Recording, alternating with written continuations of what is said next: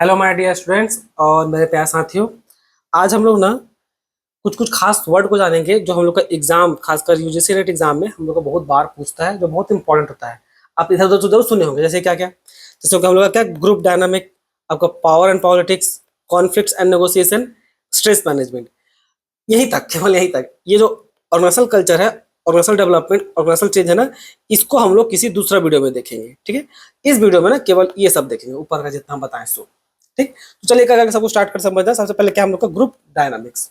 अब group dynamics बोलने का मतलब क्या होता है, देखिए, ग्रुप डायनामिक्स बोलने का सिंपल मतलब होता है ग्रुप के बारे में स्टडी करना। ग्रुप के बारे में क्या है, स्टडी करना। ठीक है, अब जैसे देखिए पढ़ लिखा लिखा हुआ, group dynamics refers to study of forces, interaction and behaviours operating within a group. जैसा वो बताएं, ग्रुप डायनामिक्स को मेनली इंट्रोड्यूस कौन किए थे, आपका कर्ट लेविन्स कब, 1940 में। ठीक है, अब देखिए यहाँ से लिखा हुआ है कि जो ग्रुप डायनामिक्स होता है, क्या होता है भाई, हाउ ग्रुप आर फॉर्म, वो कैसे बनता है, हाउ दे आर फंक्शन, कैसे वो काम कर रहा है, and how they influence there member, यानी कि मेंबर लोगों को ग्रुप कैसे एक दूसरे से इन्फ्लुएंस कर रहा है।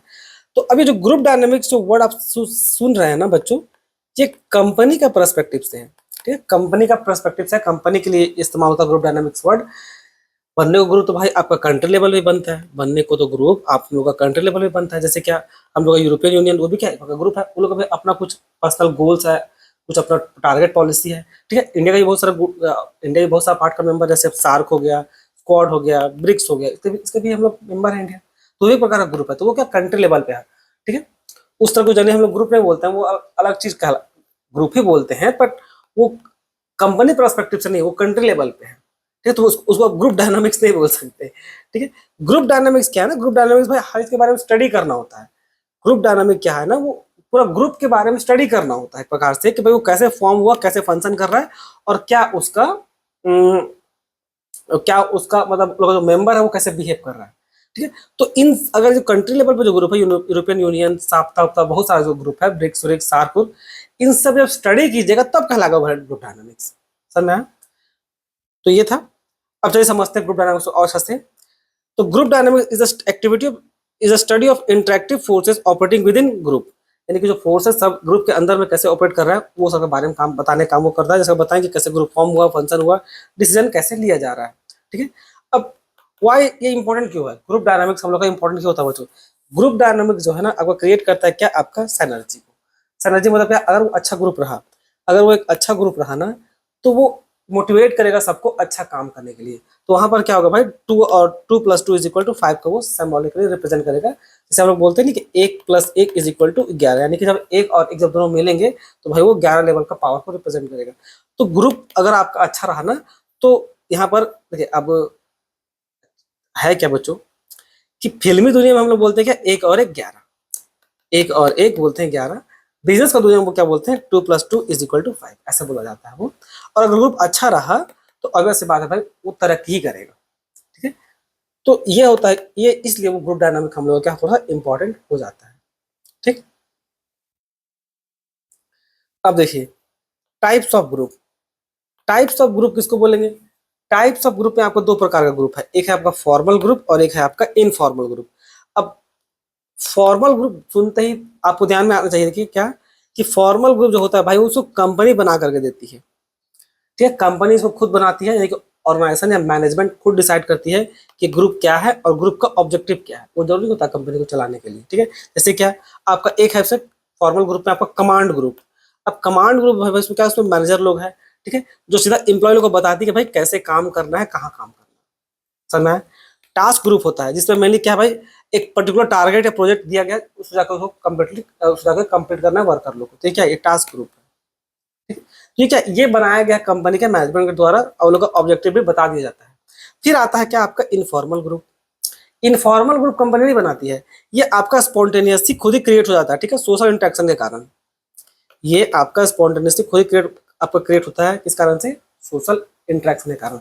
अब वैसे बात है भाई, अब दो आदमी हैं जो सालों से एक जगह काम कर रहा है, तो थोड़ा सा दोस्ती यारी बन ही जाता है, ये कॉमन सा चीज है, कुछ अलग उसमें है नहीं। समझ में आया? तो ये क्या, आपका एक प्रकार का इनफॉर्मल ग्रुप। ठीक है, जो कहीं भी काम करेंगे तो आपस में दोस्ती यारी बन जाता है, सोशल नीड को पूरा करने के लिए स्पॉन्टेनियस क्रिएट हो गया, उसको क्या बोलते हैं हम लोग, इनफॉर्मल ग्रुप, इसमें क्या है ना, लोग अपना पर्सनल इंटरेस्ट या सोशल जो लोनलीनेस फीलिंग होता है ना, उसको लोग दूर करने का काम करता है। वैसे आप भी स्कूल में पढ़े होंगे या कहीं कोचिंग भी जाते होंगे, देखिएगा दोस्त यार बन ही जाता है। ठीक है। अब इसमें भी इसमें भी कुछ प्रकार का आपका ग्रुप है। एक है इसमें क्या, इंटरेस्ट ग्रुप। आपका इनफॉर्मल ग्रुप में क्या है, एक इंटरेस्ट ग्रुप है। इंटरेस्ट ग्रुप क्या है, ऑब्जेक्टिव लोग कॉमन लेके चलता है। जैसे क्या, कंपनी दुनिया में देखिएगा तो भाई कंपनी की दुनिया में कहते हैं कि एक एम्प्लॉय है, एम्प्लॉय का ग्रुप है जो मेनली डिमांड करते थे भाई कि वर्किंग कंडीशन अच्छा हो तो ठीक लगेगा, होता भाई, क्योंकि लोग को साफ सफाई पसंद होता है, साफ सफाई सबको पसंद होता है। लेकिन फिर भी कुछ कुछ लोग थोड़ा सा अच्छा से पसंद करता है, क्योंकि बहुत सारे लोग ऐसा भी मिलेगा जो उतना साफ सफाई पसंद नहीं करता है। एक क्या, एक होता है फ्रेंडशिप ग्रुप। अब friendship group develops because people share similar interest, value और बैकग्राउंड। अब ये क्या होता है ना, सिमिलर इंटरेस्ट, वैल्यू और बैकग्राउंड। मान लीजिए एक ये पर्सन है और ये पर्सन है, ये बिहार से है और ये आपका उड़ीसा से है। ये यहाँ ये लोग दोनों गया, नहीं, और ये भी बिहार से है। ये ए नाम का व्यक्ति है, ये बी नाम का व्यक्ति है। ये लोग कहाँ गया, ये लोग गया दिल्ली काम करने। ठीक है। अब दोनों ए और अब भी आपस में मिलेगा तो खुश नहीं होगा, फ्रेंडशिप ग्रुप बनेगा कि नहीं, कि भाई तुम भी बिहार से है, हम भी बिहार से हैं, दोनों भाई बिहारी मिलके काम करेंगे, ऐसा से पैसा कमाएंगे, हम इन्हें लूट लेंगे। तो ये क्या है आपका सिमिलर इंटरेस्ट, वैल्यू और बैकग्राउंड। समझ में आया? अब देखिए एक पर्सन थे, टक्समैन स्टेज ऑफ ग्रुप डेवलपमेंट, वो बताए भाई ग्रुप पूरा बनता कैसे, पूरा उसका तरीका बताएं। उनका नाम ब्रूस टक्समैन थे, 1965 में इस मॉडल को प्रपोज किए थे। और वो क्या है आपका, इसका मेमोरेटिव क्या है, FSNPA। ठीक है, FSNPA यानी कि एफ से फॉर्मिंग, एस से स्टॉर्मिंग, एन से नॉर्मिंग, पी से परफॉर्मिंग और एट से एडजर्निंग। अब इन सबका मतलब देखिए, फॉर्मिंग का मतलब ये है कि पहले मेंबर लोग भाई जब ग्रुप बन रहा होता है तो पहले दूसरे के साथ पोलाइट रहता है, थोड़ा सा सावधान भी रहता है, थोड़ा सा अनसर्टन रहता है, भाई ग्रुप में जुड़ तो रहे, पता नहीं कैसा होगा, क्या होगा, सही है कि नहीं है, गलत है, ये सारा चीज। ठीक है। तो ये ना ग्रुप को समझने के लिए लोग कोशिश करते रहता है, who this people are and what they are doing, यानी इस ग्रुप में हम लोग क्या कर रहे हैं क्या नहीं कर रहे, दूसरों को समझने की कोशिश करते रहता है। एक बार जब ग्रुप बन जाता है तो भाई वहां पर फिर आपको अपना अपना दिमाग यानी कि ब्रेन स्टॉर्मिंग वाला काम करना स्टार्ट कर देता है, दिमाग को खर्च करना स्टार्ट कर देता है कि भाई क्या कॉन्फ्लिक्ट, मतलब क्या सही है क्या गलत है, मतलब क्या कॉन्फ्लिक्ट है, डिसएग्रीमेंट हो रहा है, सब कोई आपस में मिल तो सोच तो नहीं है कि आपस में मिलेंगे, पर बहुत बार कॉन्फ्लिक्ट आएगा, डिसएग्रीमेंट आएगा, आपस में बात नहीं बनेगा, तो वो बोले भाई बस तुम्हारा क्यों सुनूं, या उसका हम किसी का क्यों सुने, या वो तुम्हारा क्यों सुने। इस टाइप का दुनिया भर का यहाँ पर लॉजिक लगने लगेगा। अब इस लॉजिक को दूर करने के लिए बाद में धीरे धीरे जब जैसे सबको जब समझ में आता है तो समझ में आता है क्या कि नॉर्मिंग स्टेज, कि भाई सबको मिलजुल के रहना पड़ेगा। तो members begin to resolve conflicts and develop trust, पे धीरे धीरे सबका जो जो भी जो कॉन्फ्लिक्ट है उसको ठीक करने की कोशिश करते हैं। ठीक है भाई तुम्हारा ये दिक्कत है, चलो सॉल्व करते हैं, तुम्हारा वो दिक्कत है उसको भी सॉल्व करते हैं, सबको क्या होगा, ले दे के चलेंगे। ठीक है, किसी एक का तो चलने से रहा, तो होगा क्या नॉर्मिंग स्टेज। फिर क्या है आपका परफॉर्मिंग स्टेज। अब यहाँ पर क्या ग्रुप अच्छा खासा मैच्योर हो गया, समझ गया भाई कि सबको ले दे के चलना पड़ता है। ठीक है। इसका अच्छा एग्जाम्पल क्या है, रूम पार्टनर लोग, रूम पार्टनर को बहुत अच्छा लगा, आइएगा तो थोड़ा एडजस्ट करने में समय लगता है। ठीक है। पहले तो मान लीजिए दोस्ती बनने में समय लगा, फॉर्मिंग में थोड़ा टाइम लगा, थोड़ा सा समझने में, फिर बीच बीच में पहले रूम में गए, फिर स्टॉर्मिंग में थोड़ा सा दूसरे को समझने में कुछ करें, भाई तुम तुम्हारा क्यों सुने, हम तुम्हारा क्यों सुने। फिर देर समझ में आएगा भाई रूम में रहना है तो थोड़ा ले दे के चलना पड़ेगा। फिर परफॉर्मिंग स्टेज क्या है, फिर मिलकर सब दोनों को समझ आता है कि ठीक है भाई तुम मेरा इस्तेमाल कर सामान, हम तेरा इस्तेमाल करेंगे, तो टाइप का अच्छा फ्रेंडली हो जाता है इसी टाइप से। ठीक है। फिर लास्ट में आपका क्या, आपका एडजर्निंग स्टेज, ये इसी को इंट्रोड्यूस किए थे, इसको इसको जो बाद में इंट्रोड्यूस किया गया था कब, आपका 1977 में। ठीक है। तो इसमें क्या था एडजर्निंग स्टेज में, दिस कि भाई group complete it works and disband, members में एक्सपीरियंस सेटिस्फैक्शन और अचीवमेंट्स और सैडनेस। बहुत बार क्या होगा ग्रुप बन के बिखर जाता है, मान लीजिए अगर कोई खासकर अगर कोई प्रोजेक्ट का तैयार हो रहा तो। ठीक है। कोई प्रोजेक्ट था उसको कंप्लीट किए, फिर बात खत्म, फिर अपना अपना रास्ते, इस टाइप से भी हो सकता है। ठीक। की elements that shape the group behaviour. अब बहुत सारा कुछ चीज है जो ग्रुप बिहेवियर को डिसाइड करता है, जैसे कि किसका क्या रोल है भाई, किसका क्या रोल है ग्रुप में, वो ये तो बेसिक से कॉमन से बच्चों क्या रोल है, ये आपको डिटेल समझ होती है, रोल क्या है, अलग अलग नॉर्म्स क्या है भाई, क्या अनरिटन रूल्स नॉर्म, वैसे भाई हर रूल्स लिखा नहीं जाता है। ठीक है, हर रूल्स लिखा नहीं जाता, कुछ चीज बेसिक होता है, वो बाय डिफॉल्ट होता है कि भाई अब मान लीजिए जैसे कि किसी एल्डर का मदद करना चाहिए, या बोलिए आपका दोस्त को आपको हेल्प करना चाहिए, वो बाय डिफॉल्ट चीज है। अगर आप उससे दोस्ती किए हैं, ये पर्सन इस पर्सन से अगर फ्रेंडशिप किया है तो ये बाय डिफॉल्ट है कि उसका वो हेल्प करे, अगर उसको दोस्त मानता है तो। इसमें क्या, इसमें ये कहीं लिखा हुआ नहीं है कि दोस्त को मदद करना चाहिए। ठीक है, तो ये कुछ नॉर्म्स हो गया। ठीक है। नॉर्म्स क्या एक प्रकार का सेट ऑफ प्रिंसिपल की तरह था, ठीक है, एक सेट ऑफ प्रिंसिपल की तरह था कि वो लेके चलते कि ये तो करना ही है। ठीक। फिर क्या आपका स्टेटस, किसका क्या स्टेटस रहेगा, कौन मतलब सोशल रैंक और prestige assign to the individual group. अब इंडिविजुअल और ग्रुप भाई अलग अलग जो वर्कर लोग हैं उसमें सब वो जो ग्रुप है वर्कर का ग्रुप है, इसमें भाई कौन लीडर रहेगा, कौन रिप्रेजेंट करेगा, कौन सामने से बोलेगा, इस टाइप का चीज होता है। तो वो क्या आपका स्टेटस हो गया। कि साइज ग्रुप कितना बड़ा है कितना छोटा है उसको। ठीक है। आपका कोहेबनेस यानी कि डिग्री ऑफ विच कोहेबनेस का तो भाई कोई कोई ग्रुप होता है ना जो बहुत अच्छा रहता है, उसको वो अट्रैक्ट करता है दूसरा लोग को कि आओ मेरा ग्रुप में जुड़ जाओ। हम लोग अच्छा अच्छा अच्छा चीज़ों को उठाते हैं कंपनी के नज़र में। ठीक है। अच्छा अच्छा मुद्दा को कंपनी में उठाएंगे। ठीक है। तो वो होगा क्या एक प्रकार से भाई कितना कोई ग्रुप को कोई कितना लाइक कर रहा है कि नहीं कर रहा है। सो अब इसी में क्या आता है ग्रुप डायफंक्शन। अब कभी कभी क्या होता है ग्रुप सब प्रॉब्लम क्रिएट करता है। जैसे क्या प्रॉब्लम, एक है आपका ग्रुप थिंक। ग्रुप थिंक इसको प्रपोज किया था कौन, आपका एरविस जेनिस। अब ये बोले थे कि it occurs when group members prioritise agreement and harmony over critical evaluation of alternative. बहुत बार क्या होगा कि कोई कोई ग्रुप थिंक में कि अगर मैनेजमेंट मैनेजमेंट कुछ चेंजेस करना चाह रही है ना, तो बहुत कोई ग्रुप ऐसा होगा जो उस चेंज के साथ राजी नहीं होगा। ठीक है। जैसे कि एग्जांपल में यहाँ पर सीधा एग्जांपल में इसको रिजल्ट के साथ दिया हुआ है। ठीक है। तो जैसे देखिए एक यहाँ पर लिखा हुआ क्या कि एग्जांपल में a project team agrees with the leader decision even though several members privately believe it is wrong. ठीक है। अब चेंज जो हो रहा है उसमें से मैक्सिमम लोग तैयार हो गया, पर एक दो ग्रुप ऐसा है जो भाई बोला कि यार ये तो गलत है, ऐसा नहीं करना चाहिए। ठीक है। तो ये हो गया क्या आपका ग्रुप थिंक, जहां पर कुछ ग्रुप लोग हैं वो उस चीज को डिसएग्री कर रहा है कि भाई ऐसा नहीं होना चाहिए। ठीक है। तो इस तरह का अगर कोई ग्रुप है तो ऐसा नहीं उसको भगा दिया जाए, भगा देना कोई सोल्यूशन नहीं होता है। तो इस तरह केस में क्या भाई प्रिवेंशन में डेविल एडवोकेट ठीक रहता है। डेविल एडवोकेट बोले मतलब है कि एक प्रकार से डिबेट करा लीजिए, समझिए ओपन डिबेट हो जाएगा कि भाई काम करते हैं जो भी चेंजेस करना है। ठीक है। मान लीजिए कोई भी चेंज करना है तो उसमें रख दीजिए एक तरफ फेवर वाला सबको और एक तरफ रख दीजिए क्या आपका अगेंस्ट वाला को। ठीक है। तो अगेंस्ट वाला सब अपना जो भी तर्क है, दो चार लोग जो मना कर रहा है भाई क्यों मना कर, वो क्या दिक्कत है बताओ। तो ओपन डिस्कशन रहेगा। तो क्या होगा, ये devil advocate is a person whose role is to challenge the majority opinion. अब ये क्या है भाई, अब जो लोग मैक्सिमम मान लीजिए 80% लोग हाँ बोल रहा है और 20% लोग ना बोल रहा है, तो अब 20% को ऐसा नहीं कि आप नाराज करके 80% को खुश कर सकते हैं। तो भाई 80% को खुश करना था, मतलब 80% का जो भी ओपिनियन है, तो पहले 80% लोग को साथ समझिए एक डेविल पर्सन है, डेविल एडवोकेट। अब ये चैलेंज कर रहा है कि जो आप सही है बताइए कैसे सही है। ठीक है। तो ये क्या है, ओपन डिस्कशन है। ठीक है। आप चैलेंज कर रहे हो उसको मार पीट रहा है, मतलब बहुत बातचीत हो रहा है कि ठीक है भाई अगर सब राजी है तो भाई कोई अच्छा कारण से राजी है। तो ये इस तरह से हुआ बच्चों में। फिर क्या आता है आपका सोशल लॉफिंग।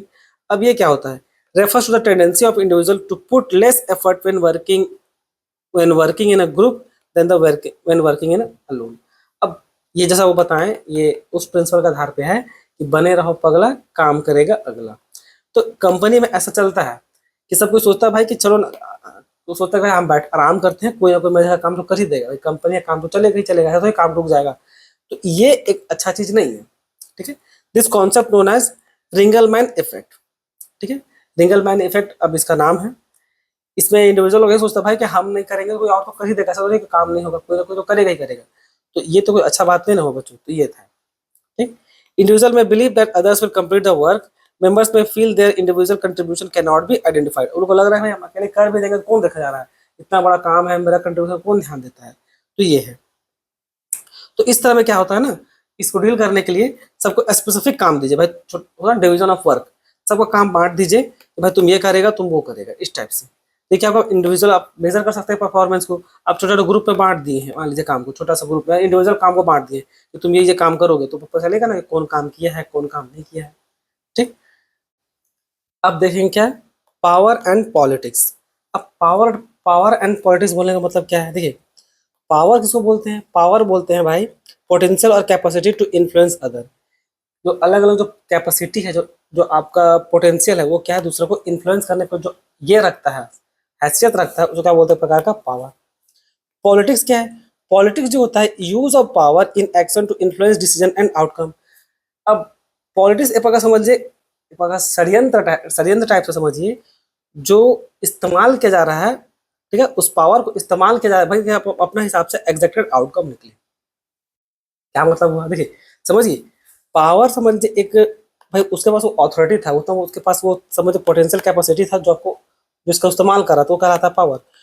कंपनी में पॉलिटिक्स बोलने का मतलब होता है, या रियल वर्ल्ड में वो जो पॉलिटिक्स बोलने का मतलब होता है, वो इन्फ्लुएंस ऐसे करता है अपना पावर को इस्तेमाल करके कि जो उसको चाहिए वो हो रहा है। अब ये जरूरी नहीं कि हमेशा गलत हो, कोई जरूरी नहीं कि वो गलत हो, वो अच्छा भी हो सकता है। पॉलिटिक्स डजंट मीन्स कि हमेशा खराब चीज होता है। पॉलिटिक्स डिपेंड करता है उसको यूज पे, कि भाई आप जो जो षड्यंत्र किए वो बुरा काम के लिए किए कि अच्छा के लिए किए। देखिए, बात करते हैं पॉलिटिक्स का, ऐसा समझिए, आपको थोड़ा भगवान का एग्जाम्पल देते हैं। पॉलिटिक्स, ठीक है। अब पॉलिटिक्स तो दुनिया में एक थे शकुनी मामा हमारे। शकुनी मामा बहुत बड़े पॉलिटिशियन थे समझ लीजिए। वो अपना पावर का या बुद्धि का ऐसे खर्च किए जिसका इंटेंशन क्या था भाई, मतलब वो अपना मेनली बैड पर्पस के लिए पॉलिटिक्स को इस्तेमाल किए। लेकिन कोई इनसे भी धुरंधर था। वो कौन थे? वो ऐसे कृष्ण भगवान थे। कृष्ण भगवान से बड़ा पॉलिटिशियन आज तो कोई पैदा ही नहीं हुआ है। पर उन वो अच्छे काम के लिए इस्तेमाल करते थे। समझना है? तो ये है दोनों अंतर पॉलिटिक्स बोलने का मतलब। तो पॉलिटिक्स डजंट मीन्स कि ऑटोमेटिक बैड हो जाता है। पॉलिटिक्स डिपेंड उसका आप सही से इस्तेमाल कर रहे हैं कि नहीं उस पावर का, जिसमें एक्सपर्ट कौन थे? हमारे कृष्ण भगवान। ठीक। तो अब इसी को देखिए हम लोग शब्दों में कैसे रूप देते हैं। Power is equal to capacity to influence, ठीक है, कैपेसिटी टू इन्फ्लुएंस। अब पॉलिटिक्स पावर इन एक्शन, उसका सही से इस्तेमाल किया जा रहा है, ठीक है। अब देखिए, फिर से उसी बात को डिसाइड डिफाइन किया गया। पावर क्या होता है? Power is the capacity that person has to influence the behaviour of person B, so the person B acts according to the person A B. से जो नॉर्मल है, पर्सन ए जो है पर्सन बी को बोला कि भाई तुम ये काम करो, अपना पावर का इस्तेमाल करते हैं। अब यहाँ पर देखिए, 5 बेसिस ऑफ पावर, 5 तरह का बेसिस है। The most important contribution to the study power was made by French and Raven. बहुत तरह का अलग अलग स्टडी हुआ है, जिसमें से सबसे अच्छा स्टडी कंट्रीब्यूशन कौन दिए थे? फ्रेंच एंड रेवेन दिए थे पावर को लेकर के। अब 5 क्या है भाई? एक है आपका क्या? Formal power. फॉर्मल पावर में फॉर्मल पावर में क्या क्या आता है? एक आता है आपका कोहर्सिव पावर। अब कोहर्सिव पावर क्या होता है भाई? डरा धमका करके चीजों को डरा धमका के काम करवाना, ठीक है। कुछ लीडर होता है जो भाई डरा धमका के काम कराना पसंद करता है। उसमें क्या होता है? People obey because they fear and negative consequence, बुरा कुछ हो सकता है, ठीक है। तो एक पावर तो हो गया आपका, हमें एक प्रकार का फॉर्मल में आपका पावर क्या हो गया? आपका एक कोहर्सिव पावर। फिर एक क्या होता है आपका? Reward power. रिवॉर्ड पावर में क्या होता है भाई कि इसमें काम कर दो और उसके बाद आपको रिवॉर्ड के तौर पे मिलेगा, एज बेनिफिट समझ लीजिए। Reward power is based on ability to provide reward and benefits. फिर क्या था आपका? Legitimate power. अब लेजिटिमेट पावर क्या है भाई? जिस पोजीशन पे वो बैठा हुआ है उससे वो पावर मिल रहा है। It drive from individual office position and authority. क्या होगा आपका? Legitimate power. देखिए, आपको याद रखना है क्या कि लेजिटिमेट पावर क्या होता है, रिवॉर्ड पावर क्या होता है, कोर्सिव पावर क्या होता है। उसका मीनिंग याद रखिएगा, एग्जाम में वो ऐसे ही पूछेगा, ठीक है। फिर आता है बी में क्या? आपका पर्सनल पावर। अब पर्सनल पावर में मेनली होता है क्या ना कि उस पर्सन का मेनली क्वालिटी सब पे फोकस किया था, उसका पर्सनल क्वालिटीज, नॉलेज और उसका एक्सपर्ट। अब इसमें कौन कौन आता है? इसमें एक आता है आपका क्या? Expert power. अब expert power is based on specialized knowledge and skill और एक्सपर्टीज। अब वैसे भाई कोई कोई टेक्निकल फील्ड में है तो होता नहीं भाई, देखिएगा कोई कोई बहुत तेज तर्रार दिमाग हो लगा, आप ही का दोस्त यार में, आप ही का दोस्त यार का सर्कल होगा, ग्रुप होगा, उसमें से एक ना बहुत हाईली नॉलेजेबल होगा किसमें? कंप्यूटर में। अगर आपका ग्रुप सर्कल अगर अच्छा होगा, हर तरह का दोस्त होगा, देखा तो एक दोस्त ऐसा होगा जो बहुत अच्छा नॉलेज रखा होगा, आपको समझ में, अरे यार ये समझ में नहीं आ रहा है, उसको फोन लगा पूछिएगा, अरे बता ये कैसे कैसे करते हैं। या वो गैजेट पर इतना ध्यान देता है कि उसको अगर आप मोबाइल ले रहे हो तो पूछेगा, अरे देख भाई कोई मोबाइल बता ना, हमको कम से कम 15 तक का बजट में एक अच्छा मोबाइल लेना, वो बताएगा। उस फील्ड में क्या वो एक्सपर्ट है। तो ये कहलाता है आपका एक्सपर्ट पावर। फिर तो क्या था हम लोग का? Referent power. अब ये क्या है? Based on administration respect personal attraction.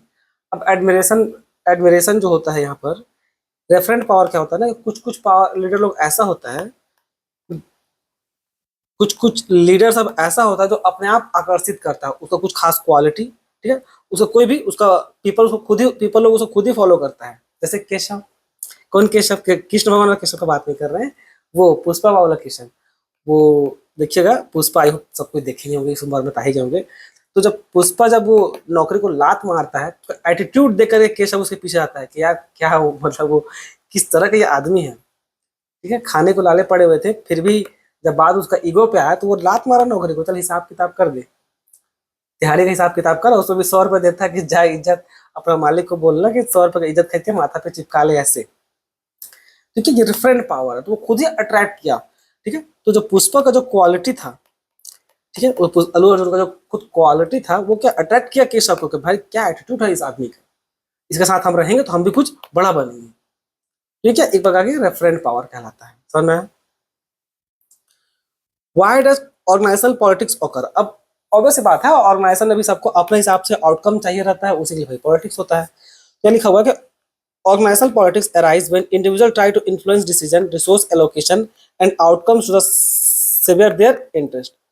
अब ऑर्गेनाइजेशन में पॉलिटिक्स इसीलिए होता है भाई, जब उसका अपना बात सुना जाए, रिसोर्स का एलोकेशन कुछ ऐसा हो कि भाई उसको भी फायदा हो, मतलब सब कुछ का अपसा, हर ग्रुप का, हर इंसान का अपना अपना एक रीजन रहता है भाई कि कंपनी का जो जो डिसीजन है उसका फेवर में जाए। बहुत सारा कारण होता है। ठीक है, ऐसा नहीं कि गलत ही रहता है, बहुत बार सही भी रहता है। The cause of political behavior can be classified into individual factor और organizational factor। अब इसमें देखिए इंडिविजुअल फैक्टर में कौन कौन सा आता है। हाई सेल्फ मॉनिटरिंग काम करना है आपका, जो नॉर्मली आपको समझ में आएगा। इंटरनल लोकस कंट्रोल, अब ये क्या होता है देखिए, people with internal locus control believe that they control their own destiny and outcome. अब इस तरह का जो लोग होता है ना, वो बिलीव करता है भाई कि हम लोग अपना डेस्टिनी को खुद ही कंट्रोल कर सकते हैं, तो इस तरह पे वो लोग ज्यादा बिलीव करता है। ठीक है, तो they are more likely to take proactive actions to influence their environment. खुद डिसाइड करते हैं हम लोग मेहनत करें, मेहनत क्या मतलब कोशिश करेंगे तो हम लोग का आसपास के जो चेंजेस, इन्वायरमेंट में जो चेंजेस है वो आ जाएगा, और सारा डिसीजन हम लोग का फेवर में आएगा, जो भी हम लोग को चाहिए वो हम लोग को मिल जाएगा, वो है। तो ये आपको जानना था। अब एक एक वर्ड ये है, ये आपको जानने की जरूरत है। ये क्या है आपका? मैची, पढ़ा था अजीब सा है, मैची वेलेनिज्म। ठीक है, वेले वेलियनिज्म, ठीक वही है, मैची वेलेनिज्म, उसको ही बोलिए, अच्छे से पढ़ा नहीं रहा मैं सबको। अब ये क्या is a personality trait characterised by manipulation, deception and strategic behaviour. अब ये क्या होता है ना, ये एक ऐसा बिहेवियर है, ये मैचियावेलिज्म।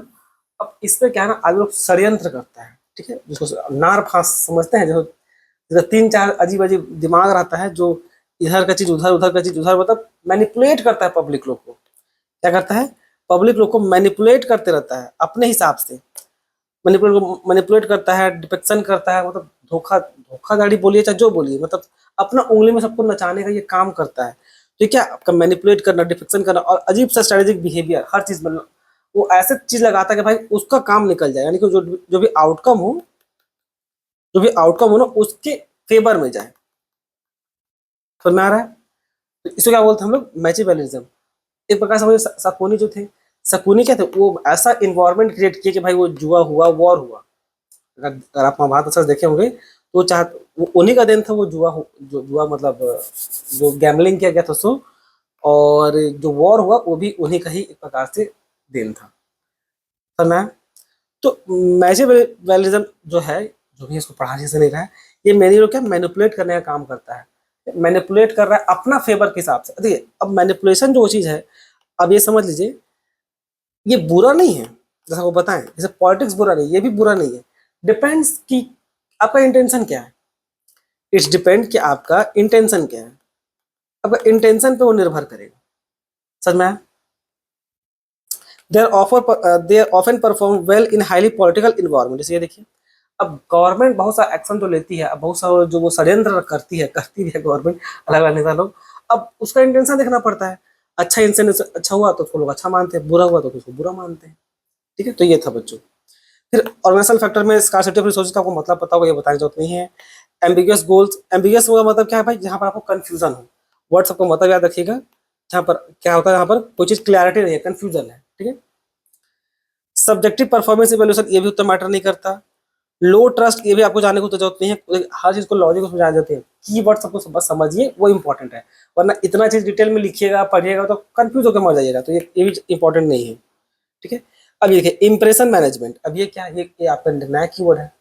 अब इंप्रेशन मैनेजमेंट बोले मतलब refers to consciously create a favourable image in the minds of other, यानी कि अपना छवि सामने वाले के पास एक अच्छा छवि दर्शाना, एक गुड इमेज सामने वाले को रिप्रेजेंट करना। तो गुड है नहीं, हो सकता है वो बुरा हो लेकिन दूसरों को पे अच्छा बन के वो दिखा रहा है। ठीक है, इसका उल्टा भी हो सकता है, तो वो अच्छा हो दूसरों को बुरा बन के दिखा रहा हो।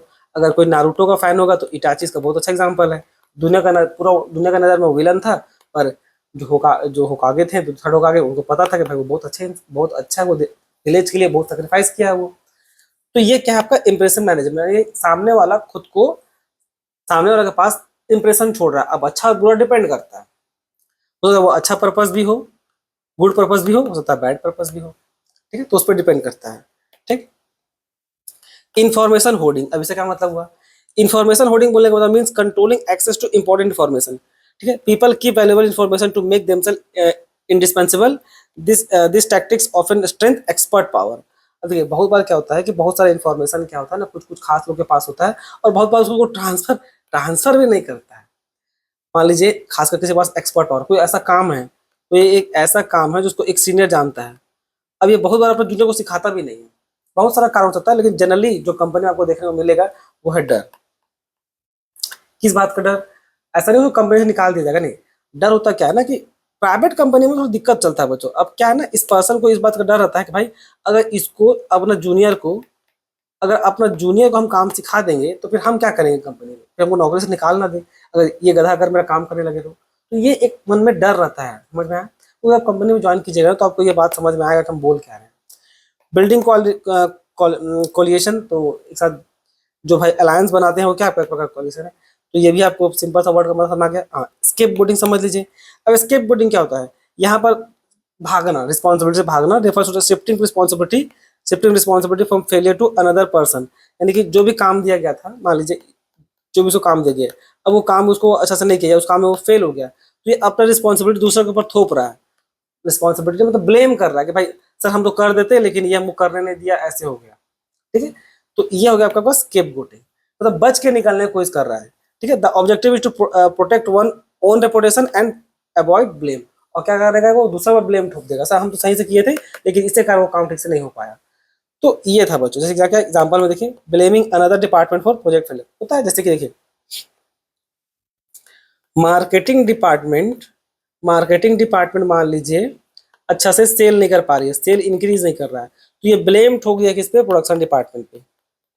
क्या बोल करके? कि सही लोग क्वालिटी अच्छा नहीं बना के देता, तो क्या पता ब्लेम है। अब क्वालिटी जो प्रोडक्शन डिपार्टमेंट होगा वो किसी और पर ब्लेम ठोक देगी।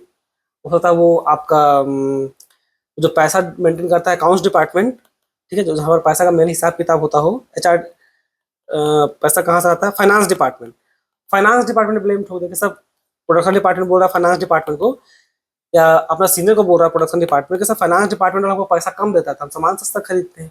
तो इससे क्या लोग ब्लेम गेम खेल रहा है, तो क्या होता है आपका स्केप गोटिंग। तो ये था बच्चों, देखिए चीजों को समझिए। यहाँ पर क्या है ना, पावर एंड कॉन्फ्लिक्ट्स में देखिए बहुत सारी चीज को जानने की जरूरत नहीं है, बस कीवर्ड को समझना जरूरी है। ठीक है, अब देखिए लो ट्रस्ट क्या था, लो ट्रस्ट क्या था आपको पता है। ठीक है, आपको ये स्कार्सिटी ऑफ रिसोर्स क्या होता है वो भी पता है, इसमें क्या बताना चाहते हैं, इसलिए हम इसको स्किप मारे हैं। ठीक, जो चीज आपको नहीं आता होगा वो बताया, जैसे आपका ये वर्ड ये था, आपका लोकस ऑफ कंट्रोल ये था, वो बताएं आपको। ठीक है, हाई सेल्फ प्रोटेक्ट, अब ये क्या बताएं, इसमें कुछ बताने लायक नहीं था। ठीक है, तो ये सब आप स्किप कर दिए, ये वो बेसिक चीज है, फिर वीडियो बेकार का लंबा होगा, वैसे तो आप लोग देखते नहीं है, तो वो वाला हमको टेंशन लगा रहता है कि वीडियो शॉर्ट हो। ठीक, अब हम लोग देखेंगे कॉन्फ्लिक्ट एंड नेगोशिएशन। अब ये क्या होता है देखिए, सिंपली देखते हैं क्या, पहले हम लोग ऑर्गेनाइजेशनल कॉन्फ्लिक्ट से स्टार्ट करते हैं। कॉन्फ्लिक्ट मतलब क्या, सीधा लड़ाई झगड़ा और क्या, डिसएग्रीमेंट होना। तो क्या लिखा हुआ देखिए, conflict is a process that begins when one party perceives that another party has negatively affect or is about to negative affect something that first party cares about। सीधा सीधा वही मतलब है भाई कि ये एक पर्सन था, ठीक है, और ये दूसरा पर्सन था, ये लोग किसी इस चीज पे एग्रीमेंट नहीं हो पा रहे हैं, यानी कि दोनों के बीच में क्या डिसएग्रीमेंट है, दोनों के बीच में क्या है डिसएग्रीमेंट है, वो क्या है, वो एक प्रकार का आपका कॉन्फ्लिक्ट है। सीधा मतलब है। अब ये बुकिश लैंग्वेज में एक्सप्लेन किया गया तो फिर थोड़ा लंबा चौड़ा टाइप से लिख दिया गया, और कुछ नहीं। तो कॉन्फ्लिक्ट मतलब क्या, लड़ाई झगड़ा। अब यहाँ पर तीन व्यूज है, थ्री व्यूज ऑफ कॉन्फ्लिक्ट। एक क्या है आपका ट्रेडिशनल व्यू। ट्रेडिशनल व्यू क्या बोलता है भाई, कि ट्रेडिशनल व्यू डोमिनेट बिफोर 1940, जहाँ पर ये बोला था कि भाई according to this view all conflict is harmful and should be avoided. देखिए जितना भी कॉन्फ्लिक्ट है सारा का सारा पर क्या है आपका हार्मफुल, यानी कि बुरा है। फिर आया क्या, ह्यूमन रिलेशन व्यू। अब ह्यूमन रिलेशन व्यू क्या था, ये डोमिनेट किया 1940 से लेकर 1970 तक। अब इसमें जो बोला गया, it argues that conflict is natural and unavoidable in any group. अब कॉन्फ्लिक्ट जहाँ पर कोई काम हो रहा है वहां पर भाई क्या है कि भाई नेचुरल पार्ट है कंपनी में कि भाई डिसएग्रीमेंट होना एकदम कॉमन सा चीज है। डिसएग्रीमेंट होना किसी बात को लेकर के कॉमन सा चीज है। बहुत सारे वर्ग का लोग हाँ बोल देगा, बहुत सारे वर्ग का लोग ना बोल देगा, बहुत कॉमन चीज है। तो ये क्या है, इसको आप उसके लिए उसको इतना परेशान हो जाते नहीं है, तो होते रहता है, बोलते नहीं इतना तो चलते रहता है, इतना बर्दाश्त करना पड़ता है। तो ये क्या आपका ह्यूमन रिलेशन भी, ठीक है। Management should accept conflicts rather than trying to eliminate its completely. छोटा मोटा डिसएग्रीमेंट होगा ही होगा। ऐसा तो है ना कि मैनेजमेंट जो बोल दे बस आंख बंद करो, नहीं, जो बोल दे भाई वो सोचना पड़ता है सही है गलत है। बहुत को लगता है भाई सही है, ये एक ही चीज पे बहुत सारा का ओपिनियन हो सकता है। बहुतों को लगता है भाई कि हाँ ये काम करना चाहिए, बहुतों को लगेगा ये काम को नहीं करना चाहिए। तो क्या एक एग्रीमेंट है, एक एग्री है और एक डिसएग्री है, ठीक है। तो क्या आपका ह्यूमन रिलेशन व्यू। फिर क्या इंटरेक्टिव व्यू, यहाँ पर क्या है, ये क्या आपका मॉडर्न पर्सपेक्टिव है। यहाँ पर क्या बोला गया, it argues that completely peaceful group may be become stagnant and uncreative and a minimum level of conflict should be encourage to promote innovation and critical thinking. अब कॉन्फ्लिक्ट यहाँ पर क्या है, necessary for growth and creativity. तो ये conflict क्या बोलता है कि भाई कुछ चीज होना चाहिए, कुछ कॉन्फ्लिक्ट होना चाहिए। ये क्या है ना, ये नया क्रिएटिविटी को जन्म देता है। ये क्या है, क्रिएटिविटी को जन्म देता है। जैसे मान लीजिए कोई प्लान था, कोई भी चीज था, जहां पर एक एम्प्लॉय, मैक्सिमम लोगों का कहना था कि सर हम लोग इस तरह से काम करते हैं। एक एम्प्लॉय बोला सर ऐसे काम नहीं करते हैं, कुछ और तरीके से काम करते हैं। ठीक, क्यों, उसे पूछा गया मैंने कैसा, क्यों क्यों, तो बताया सर ऐसे इस तरह काम करने से हो सकता है हम लोग फ्यूचर में ये दिक्कत है वो दिक्कत है, बहुत तरह की चीज हो सकता है। अब बहुत बार ये सही भी हो सकता है, ठीक है। कोई जरूरत नहीं भाई जो मैक्सिमम लोग जो बोल रहा है वो सही हो और जो ये अकेला बोल रहा है वो गलत हो, कोई जरूरत नहीं। तो क्या ये है आपका एक प्रकार से जो क्या बोलते हैं हम लोग इंटरेक्टिव व्यू। अब यहाँ पर क्या भाई, जो कॉन्फ्लिक्ट जो हुआ, जो बहस डिसएग्रीमेंट जो हुआ अलग अलग ग्रुप के बीच में या मैनेजमेंट और एम्प्लॉय के बीच में, वो क्या करेगा भाई, जरूरी है, ये बोल रहा है क्या, ये इतना जरूरी है, ये क्या है भाई, ग्रोथ को जन्म देता है, ठीक है, ग्रोथ और क्रिएटिविटी को ये जन्म देता है, ठीक। जैसे वो ऐड था ना एक टाइटन का, ठीक है, टाइटन का क्या था कि एक समय क्या था ना, अलग अलग जो रीजन था उसका वॉच अलग अलग बिकता था। तो उसमें एक चोर था शायद, एड लोग खुद खुद खुद मतलब बताया था कि वो चोर नहीं बोलिएगा, एक पर्सन तो क्या करता था, एक रीजन ए है, एक रीजन बी है, एक रीजन सी, एक रीजन डी है।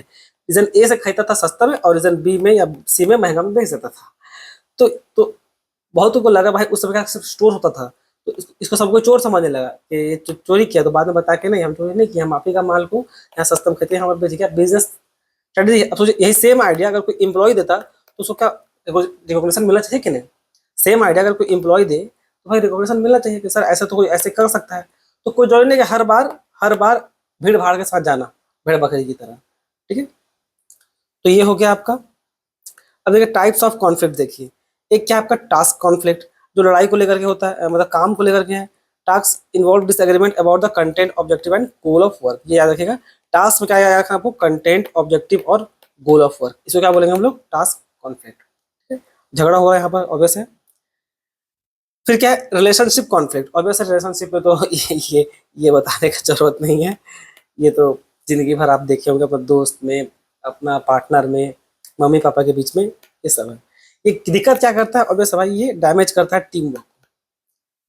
पेरेंट्स है, दोस्ती है तो टीम वर्क, कंपनी है तो टीम वर्क इस्तेमाल कर, दोस्ती में फ्रेंडशिप, पार्टनरशिप में ट्रस्ट, दुनिया भर को डैमेज करता है, ठीक है। ऑलवेज डाइफंक्शनल, ये हमेशा नुकसान पहुंचाता है। रिलेशनशिप कॉन्फ्लिक्ट हमेशा नुकसान पहुंचाता है, याद रखिए, इसमें कहीं से अच्छाई नहीं ढूंढ ला पाइएगा। प्रोसेस कॉन्फ्लिक्ट, प्रोसेस कॉन्फ्लिक्ट क्या है, concern how how work should be perform. अब बहुत बार क्या होता है भाई काम कैसे किया जाए, उससे भी कॉन्फ्लिक्ट हो सकता है। मान लीजिए छत का ढलाई करना है, कुछ लोग बोला वर्कर ले आइए, वर्कर से काम कराएंगे, कुछ बोला कि मशीन ले आइए, ठीक है। तो ये क्या प्रोसेस कॉन्फ्लिक्ट। अब वो डिपेंड करता है कि भाई किससे करना है, वर्कर से कराएं कि मशीन से कराएं, ठीक। अब यहाँ देखिए Thomas Kilmann conflict handling intention. अब ये क्या बोलते हैं, जो थॉमस किलमैन मॉडल था ये one of the most important model of conflict management. अब ये कॉन्फ्लिक्ट को मैनेज कैसे किया जाए वो था। तो दो डायमेंशन है, एक क्या है आपका असर्टिवनेस यानी कंसर्न फॉर सेल्फ, और एक क्या है आपका कॉर्पोरेटिवनेस यानी कि कंसर्न फॉर अदर। दोनों चीज देखना पड़ता है इस मॉडल में, ठीक है। Thomas Kilmann. अब यहाँ पर एक असर्शन वाला पार्ट बोलिए और दूसरा कॉर्पोरेशन वाला पार्ट, यानी कि एक खुद के लिए देखना है और दूसरा अदर के लिए भी। तो ये तरीका था भाई कॉन्फ्लिक्ट को हैंडल करने का। अब देखिए इसी में कुछ कुछ और वर्ड है, आता है। एक क्या कम्पीट। अब कंपीटिंग करना है तो compete involve high assertiveness and low cooperation. Low cooperation मतलब अब कॉम्पीट कीजिएगा तो भाई अपने बारे में ज़्यादा सोचिएगा और दूसरों के बारे में कम सोचिएगा, ऑब्वियस सी बात है, दूसरों के बारे में आप कम सोचिएगा। कॉम्पीट करने जाइएगा तो भाई आपका खुद का केयर ज़्यादा होगा, दूसरा का कम होगा। तो ये है, तो आउटकम क्या है, विन और लॉस का सिचुएशन निकलेगा। अगर कम्पीट का बात आएगा तो बस भाई एक जीतेगा और एक हारेगा। ठीक, तो ये था एकोमोडेटिंग। अब इसमें क्या करना है, अब एकोमोडेटिंग में क्या, it involves low assertiveness and high confidence. यहाँ पर क्या भाई, खुद के बारे में कम ध्यान देना है और दूसरों के बारे में ज़्यादा ध्यान देना है। एकोमोडेटिंग मतलब क्या, आपस में मिलना जुलना, घुलना मिलना पड़ेगा। अब personal personal sacrifice, a person sacrifice personal interest to satisfy other. ठीक है, यहाँ पर क्या होता है, लूज और विन का होता है भाई, वो खुद हारेगा और दूसरा को जितवाएगा। ठीक है, बेस्ट कब होगा इसका, when the issue is more important than the other party. यानी कि मान लीजिए अभी ऐसा हुआ कि भाई कंपनी का वेलफेयर ज्यादा है या पर्सन, उस पर्सन का इंपॉर्टेंट, उस पर्सन का प्रायोरिटी ज्यादा है आपका ये प्रायोरिटी से, ऐसा बहुत बार हो सकता है। तो इसको क्या बोलेंगे हम लोग, एकोमोडेटिंग। फिर क्या है, अवॉइडिंग। इसमें क्या है, लो असर्टिवनेस और लो कोऑपरेशन। भाई पूरा अवॉइड करना, भाई ना खुद से मतलब है ना दूसरा से मतलब है। ठीक है, तो यहाँ पर क्या है, आउटकम लूज लूज, दोनों भाई हारेंगे। ठीक, कॉम्प्रोमाइजिंग। कॉम्प्रोमाइजिंग में क्या होता है कि involve moderate acceptance and moderate compromise, दोनों को लेके चल रहे हैं। ठीक है, दूसरा का बारे, दूसरा का वेलफेयर भी, अपना वेलफेयर भी और दूसरा का वेलफेयर भी। ठीक है, तो each party give something up to reach an agreement. यानी कि हर कोई थोड़ा थोड़ा अपना चीज को सैक्रिफाई कर रहा था कि भाई प्रॉपर कॉपरेशन बन सके। ये आउटकम क्या है, गिव एंड टेक। बेस्ट क्या है, जब दोनों के पास इक्वल पावर हो। ठीक है, जब सोचे दो, मतलब दो दोस्त हो और दोनों, जैसे ये कॉम्प्रोमाइजिंग, रूम पार्टनर दोनों रूम पे इक्वल हिस्सेदारी रखता है, तो दोनों कुछ ना कुछ सेक्रीफाइस करेगा तब ना वो बात बनेगा। ठीक है, दोनों मिलकर रूम में रह रहा है, अगर कुछ सुबह का खाना बनाए तो कोई रात का बनाएगा। ठीक है, तो इस टाइप से दोनों काम मिल बांट के करेगा, कॉम्प्रोमाइज। अब दोनों बोले हम तो कुछ नहीं करते अपना घर में, तो ऐसा तो नहीं चलेगा, दोनों करना पड़ेगा भाई। आज आज अगर झाड़ू ये मार दो रूम में तो अगले दिन ये मारेगा, ऐसा चलेगा तब ना भाई, कॉपरेट करके होगा, कॉम्प्रोमाइज होगा। ठीक है, कोलैबोरेट मतलब आपस में मिलना। ठीक है, कोलैबोरेट होकर high acceptance and high cooperative. देखिए, दोनों के बारे में ज्यादा लेके चलना, खुद के बारे में भी ज्यादा सोचना और दूसरों के बारे में ज्यादा सोचना। यह है बच्चों, इसमें क्या विन विन सिचुएशन। ठीक है, अब देखिए पार्ट आता है क्या, नेगोशिएशन। नेगोशिएशन बार्गेनिंग इसको समझिए, बार्गेनिंग बस, बार्गेनिंग हम लोग मार्केटिंग के लिए इस्तेमाल करते हैं, नेगोशिएशन यहाँ पर कॉन्फ्लिक्ट को रोकने के लिए इस्तेमाल होगा। नेगोशिएशन मतलब बातचीत। ठीक है, ये बातचीत है, हम ये बार्गेनिंग हम मार्केटिंग का दुनिया में बोल दिए। तो नेगोशिएशन बोलने का मतलब क्या है कि बातचीत करना, जो कॉन्फ्लिक्ट हुआ उसको भाई नेगोशिएट करना। तो देखिए, नेगोशिएशन में लिखा क्या, negotiation is process of two or more parties exchange goods service ideas and attempt to reach an agreement. यानी कि नेगोशिएट करें भाई कि तुमको ये दो तो हम तुमको वो देंगे, ताकि हम लोग एक जगह पहुंच सके। देखिए, बातचीत करना भाई, बैठ के बातचीत करेंगे भाई, नेगोशिएट करेंगे। ठीक है, बताओ क्या तुमको दिक्कत है, तुमको क्या चाहिए। अगर कोई बोलता है भाई हमको ये चीज़ चाहिए, बिल्डिंग चाहिए। अब इस पर्सन को बोला गया भाई, ये इसका ओनर था इस बिल्डिंग का, तो इसको कंपनी पूछ रही है कि इस बिल्डिंग चाहिए, बता तुमको क्या दिक्कत है, तो वो बोलेगा हम नहीं, इसको नहीं दे सकते, बहुत सा कारण देगा। तो उसको भी खुश किया जाएगा कंपनी के द्वारा इस एम्प्लॉय को, ठीक है तुमको हम ये देते हैं वो देते हैं, ये कंपनी को मेरे नाम कर दो। ठीक है, तो इस तरह था। अब मेनली दो प्रकार का बार्गेनिंग स्ट्रेटेजी है। ठीक है, एक है क्या आपका, एक डिस्ट्रीब्यूटिव और एक इंट्रोगेटिव। ये आप सुने होंगे बहुत बार। डिस्ट्रीब्यूटिव मतलब क्या, विनर लॉस का सिचुएशन, और इंट्रोगेटिव क्या, आपका विन विन सिचुएशन। ये क्या है भाई, आपका डिस्ट्रीब्यूटिव, एक हारेगा तो एक जीतेगा। और वैसे भाई इसमें जो कीवर्ड है, कीवर्ड यहाँ पर लिखा हुआ है, देखें जो कीवर्ड डिस्ट्रीब्यूटिव यहाँ पर लिखा हुआ है ना, कीवर्ड सब कहाँ है,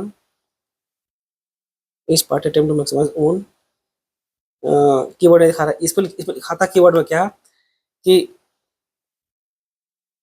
इसमें कुछ ऐसे लिखा था बच्चों कि it is a benefit in the expense of other. ठीक है, यहाँ पर one party get benefits in the expense of other, ये ऐसे लिखा था, ये कीवर्ड है उसका कि एक पार्टी को फायदा हो रहा है तो ऑब्वियस भाई एक पार्टी को नुकसान होगा। ठीक है, इससे क्या यहाँ पर आपको विन और लॉस, भाई इसको फायदा हो रहा है तो भाई इसको नुकसान हुआ होगा। ठीक है, इसका बेनिफिट के लिए इसको आपको लॉस सहना ही पड़ेगा, एक पार्टी को। इसको क्या बोलते हैं, डिस्ट्रीब्यूटिव बार्गेनिंग। इंटीग्रेटिव में क्या होता है, विन विन सिचुएशन, भाई दोनों कोई खुश है। ठीक, दोनों कोई खुश है, ये लॉन्ग टर्म के लिए अच्छा रहता है। जैसा वो बताए थे आपको, यहाँ पर एक उदाहरण पहले भी दिए थे इंटीग्रेटिव में, जब हम आपको ये पढ़ा रहे थे, क्या बोलते हैं, क्या पढ़ाने के बाद दौरान इसको बोले थे हम, याद नहीं आ रहा हमको, वो ट्रेड यूनियन को लेकर जो पढ़ा रहे थे तब था, जहाँ पर आपको बताए थे क्या कि मैनेजमेंट मैनेजमेंट और वर्कर या एम्प्लॉय बोलिए, ये जब सैलरी बढ़ाने का बात होता है तो क्या करता है भाई, मैनेजमेंट बोलती है कि हम 10% बढ़ाएंगे, वर्कर लोग बोलता है क्या 120% बढ़ाएंगे, और दोनों का मन में रहता है भाई कि कुल मिला के 20 से 25% ही बढ़ाना है। कलेक्टिव बार्गेनिंग याद आ गया, जब वो कलेक्टिव बार्गेनिंग पढ़ाए थे कलेक्टिव बार्गेनिंग में बहुत इंपॉर्टेंट टॉपिक है, जाकर जरूर देखिएगा। कलेक्टिव बार्गेनिंग पढ़ा तो वहाँ बताया था भाई कि सैलरी 20 से 25% बढ़ा दोनों लेके चलता है, लेकिन मैनेजमेंट बोलते 10% देंगे, वर्कर लोग बोलते हैं 20% लेंगे। तो क्या ये लोग अल्टीमेटली दिमाग में आता है भाई कि इतना देना है, वर्क मैनेजमेंट को पता है कि इतना देंगे, और वर्कर को पता है इतना कम से हम लेके रहेंगे। ठीक है, यहाँ पर विन विन सिचुएशन लास्ट में डिसाइड हो क्या 23%। 23% डिसाइड हुआ कि भाई सैलरी इतना बढ़ेगा, क्या विन विन सिचुएशन, वर्कर को जितना चाहिए था मिला, मैनेजर को जितना चाहिए था मिला। तो ये था बच्चों में, ठीक है। तो ये था डिस्ट्रीब्यूटिव बार्गेनिंग। इंटीग्रेटिव बार्गेनिंग भी वही मतलब है। अब नेगोशिएशन चलता कैसे है? सबसे पहले क्या है, प्रिपरेशन एंड प्लानिंग। पहले प्रिपरेशन होगा और प्लान करेंगे भाई कि किस बारे में बात करना है। Both parties collect information and define objective, भाई क्या ऑब्जेक्टिव है नेगोशिएशन करने का, वो होगा। अब इसमें एक वर्ड है क्या आपका, बटना। इसमें याद रखिए full form best alternative to negotiate agreement. ठीक है, फुल फॉर्म याद रखिए best alternative to negotiate agreements refers to the best option available if negotiation fall. भाई अगर नेगोशिएशन रुकता है तो बेस्ट ऑप्शन क्या रहेगा उसको लेके चलेंगे। ठीक। अब दूसरा स्टेप क्या है, डेफिनेशन ऑफ ग्राउंड रूल्स। अब एक बार जब डिसाइड करिए ऑब्जेक्टिव क्या है, तो भाई ग्राउंड रियलिटी में तो क्या कंडीशन है, ठीक है, क्या उसका रूल्स है, क्या प्रोसीजर है, ठीक है, ये डिसाइड किया जाएगा। फिर क्या है तीसरा में, क्लैरिफिकेशन एंड जस्टिफिकेशन। अब एक बार उसके बाद फिर क्लैरिफाई करना पड़ेगा, जस्टिफिकेशन देना पड़ेगा कि जो भी हम लोग का जो ग्राउंड रियलिटी है उस पर कैसे काम होगा नहीं होगा। ये जैसे explain party, each party explain and justify its demand. The objective is to help other side understand the importance of specific issue. मतलब देखिए यहाँ पर हम लोग ऑब्जेक्टिव डिसाइड कर लिए, ये रहा कि बोथ पार्टी हम ऑब्जेक्टिव डिफाइन हो गया। ऑब्जेक्टिव के बाद यहाँ पर हम लोग क्लैरिफिकेशन दे रहे हैं। भाई सेकंड कहाँ चला गया, ये definition of ground rule. Ground rule में क्या मतलब, party establish procedure and rules of negotiation, कैसे बात होगा, मतलब जनरली कौन लोग आके बात करेगा, कौन पार्टिसिपेट करेगा, कौन पार्टिसिपेट नहीं करेगा, वो ये बता रहा है। क्लैरिफिकेशन में भाई हर कोई अपना अपना जस्टिफिकेशन दे रहा है कि हमको ये चाहिए, वो चाहिए, मेरा वर्कर को ये चाहिए। जनरली लेबर लोग को रिप्रेजेंट कौन करता है बच्चों, लेबर को रिप्रेजेंट करता है कौन, आपका ट्रेड यूनियन, लेबर यूनियन। जैसे बताए तो एग्जांपल देते हैं, आपका हो गया C2, आपका Act 2, ये सब क्या है आपका, ये सब ट्रेड यूनियन का नाम है। ये लेबर को रिप्रेजेंट करता है। लेबर के पास इतना पावर थोड़ी ना को जाकर मैनेजमेंट से बात करे। मैनेजमेंट एक बार गुस्सा से डांट देगी ना, बेचारा लेबर भाग जाएगा घर से, तो उसकी जगह ये लोग जाता है। ठीक है, तो ये जाके जस्टिफाई करेगी भाई मेरा वर्कर को ये चाहिए, मेरा वर्कर को ये चाहिए। आप लोग मेरा वर्कर को काम करवाते हैं और सेफ्टी केयर नहीं देते कि डिमांड करेगी ये लोग, अलग अलग जो लेबर यूनियन सब है। ठीक है, बार्गेनिंग एंड प्रॉब्लम सॉल्विंग। और वैसे फिर यहाँ पर बार्गेनिंग होगा और जो प्रॉब्लम है उसको सॉल्व करने की कोशिश किया जाएगा। ठीक है, फिर closer and implementation. Finally last में जो भी नेगोशिएशन होगा क्लोज करके उसको इम्प्लीमेंट करने का कोशिश किया जाएगा। ठीक है, अब देखिए बहुत बार क्या होगा कि नेगोशिएशन फेल हो रहा है, ठीक है, तो अब क्या होगा, थर्ड पार्टी डिस्प्यूट रिजोल्यूशन में थर्ड पार्टी को बुलाया जाएगा। Some time negotiation reach deadlock, मतलब नेगोशिएशन हो नहीं पा रहा है। जैसे अभी है ना, जैसे आपका अमेरिका और ईरान के बीच में वॉर चल रहा है। अब ये वॉर है वो रुक नहीं रहा है, अमेरिका रुकवाने कुछ तब तेल के कारण दुनिया भर को दिक्कत हो रहा है, और ईरान बोल रहा है कि हम तो बर्बाद हो गए हैं, तो हम तो डूबेंगे सनम, आपको भी लेके डूबेंगे। अब ईरान तो बर्बाद होगा, कुछ तो है ना उसके पास खोने को, तो अब वो अमेरिका को भी लेकर अपने साथ केकड़ा की तरह खींच रहा है, हम बर्बाद हो गए, तुमको भी छोड़ेंगे नहीं, तुमको भी लेके डूबेंगे। तो वो है, तब इस सिनेरियो में क्या होता है, एक थर्ड पर्सन को बुलाया जाए। तो जैसे क्या आपका एक हो गया, जैसे क्या आपका थर्ड पर्सन में एक हो गया आपका मीडिएटर, तो बीच वाला किसी को बुलाओ जो इस जैसे था ना आपका इस वॉर में किसी बीच पार्टी को बुलाओ कि भाई जो इस वॉर से बेनिफिट ना पहुंच रहा है, उसको लॉस भी ना हो, जैसे क्या इंडिया। ठीक है, उसको कोई मतलब नहीं है ना अमेरिका से ना ईरान से, मतलब उस वॉर से, अमेरिका और ईरान का वॉर से इंडिया कोई मतलब नहीं, वो मतलब न्यूट्रल पार्टी है। तो इंडिया को बुलाया भाई कि हम लोग सेटलमेंट करवा दो। उसी प्रकार से कंपनी की दुनिया में भी मेडिएटर बुलाया जाता है। ठीक है, A mediator facilitates communication and helps parties to reach voluntary agreement. The mediator can suggest alternative but cannot impose decision. अब देखो वो सिर्फ सजेशन दे सकता है, जैसे इंडिया बोल सकता है भाई कि लड़ाई झगड़ा मत कीजिए, आज का दुनिया में लड़ाई झगड़ा करना अच्छी बात नहीं है, अभी तो बिजनेस का दुनिया है, यहाँ पर तलवारबाजी करना, बम फोड़ना अच्छा चीज नहीं है। तो ये हो गया मेडिएटर का काम। फिर एक आता है क्या, आर्बिट्रेटर। अब आर्बिट्रेटर क्या है, ये क्या has the authority to make binding decision. अब both party must accept the decision. Arbitrator जो होता है वो क्या आपका बाइंडिंग डिसीजन। आर्बिट्रेटर क्या है ना, ये जनरली गवर्नमेंट अपॉइंट करेगी या लॉ के द्वारा ये अपॉइंट होके आएगा। आर्बिट्रेटर जो आएगा ये क्या बाइंड कर देगी, उसके पास उतना वो पावर रखता है, ये वो पावर रखता है कि भाई उसको वो मतलब फोर्स कर देगा कि आपको ये डिसीजन मानना पड़ेगा। जैसे मान लीजिए ग्राम पंचायत, मान लीजिए गांव में झगड़ा हो गया, कुछ भी हो गया, तो दो भाई के बीच में या किसी भी कारण से झगड़ा सुलझ नहीं रहा है, तो ये आई, उसके पास वो पावर था ग्राम पंचायत के पास ठीक है। उस ग्राम पंचायत के पास पावर था और झगड़ा था, अब बोला भाई अब ये फैसला लिया गया है, अब तुम दोनों को मानना ही पड़ेगा, तुम वहां पर इग्नोर नहीं कर सकता।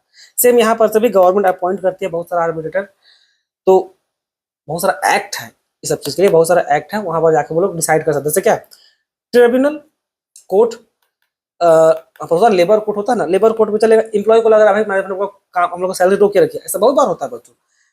बहुत बार क्या है कि शायद बिहार गवर्नमेंट है कि कौन गवर्नमेंट है, टीचर का सैलरी रोक के रख दी थी, टीचर लोग चला गया कोर्ट में, और वहां पर झगड़ा नहीं किया, मतलब कोर्ट में ये कर दिया कि भाई हम लोग देखिए हम लोग को तो महीना सैलरी मिला नहीं है, अब कोर्ट फैसला सुना दी कि लेबर का पक्ष में आप सैलरी का पेमेंट कीजिए, तो पेमेंट करना पड़ा इंटरेस्ट उनका सबके साथ, तो क्या है कोर्ट है, आर्बिट्रेटर है वो, ठीक है।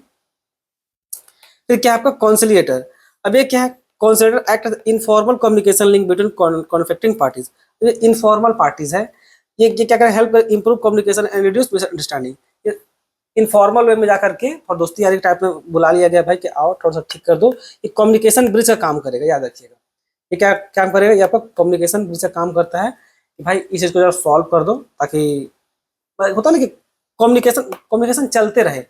ये जैसे कि अभी अगर आप इस न्यूज़ को कवर कर रहे होंगे तो किसी के बीच में जो अवार्ड चल रहा था, अमेरिका और ईरान, तो ये लोग ब्रिज जो बनाया था पाकिस्तान को, ये क्या हेल्प करेगा, ये समझ में नहीं आता है, ये नौटंकी।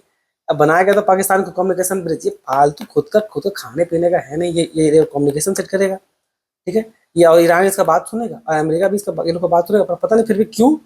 अब अच्छा से हम न्यूज़ को देखे तो नहीं था, लेकिन पाकिस्तान को ये काम दिया गया था, पाकिस्तान क्या ही करेगा, खुद का लाले पड़े हुए हैं, वो क्या मतलब कुछ हेल्प कर पाएगा। तो ये क्या था बच्चों, ये था हम लोग का समझ लीजिए कॉन्फ्लिक्ट और आपका नेगोशिएशन, ठीक। अब फाइनली हम लोग क्या देखेंगे, स्ट्रेस मैनेजमेंट। अब किसको बोलते हैं स्ट्रेस, देखिए आम बोलचाल भाषा में तो भाई स्ट्रेस का मतलब क्या होता है, टेंशन। बोलचाल भाषा में आम पब्लिक लोग स्ट्रेस का मतलब भी समझता है क्या, टेंशन, और वो मान के चलता है क्या टेंशन तो बुरा ही चीज है, ऑब्वियसली टेंशन तो बुरा ही चीज है, स्ट्रेस यानी कि हमेशा बुरा चीज है। बट बहुत बार क्या होता है ना, कुछ जगह पे स्ट्रेस हमेशा हार्मफुल नहीं होता है, थोड़ा मोड़ा टेंशन भी जरूरी चीज होता है, मतलब अच्छा माना जाता है।